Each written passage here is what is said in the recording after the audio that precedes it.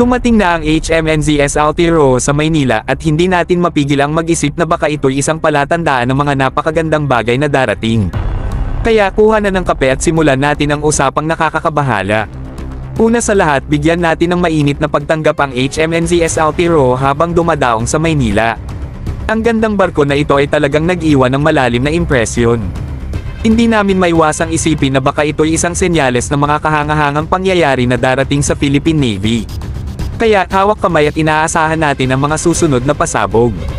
Ngayon, dito na tayo sa talagang exciting na bahagi, mga bro. Ang Philippine Navy ay nakatutok sa isang barkong katulad ng HMNZS Altiro. At alam nyo ba kung saan ito manggagaling? Mula sa kanilang favorite shipyard. Alam nyo naman, kapag may paborito ka, mataas ang mga expectations mo. Ang barkong ito ay talagang magbabago ng larong pangkaragatan para sa Philippine Navy, walang duda tungkol dyan. Huwag natin kalimutan ang kahalagahan ng shipyard sa likod ng lahat ng ito. Ang katotohanang may paboritong shipyard ang Philippine Navy ay nagsasalita ng malalim. Ito'y patunay sa kalidad, kahusayan, at tiwala na kanilang pinagkakatiwalaan.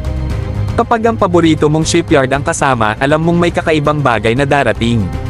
Kaya mga bro, itaas natin ang ating mga baso at mag-toast sa pagbabalik ng HMNZS Altiro sa Maynila. Sana ito'y maging hudyat ng mga kahangahangang pangyayari na darating sa Philippine Navy.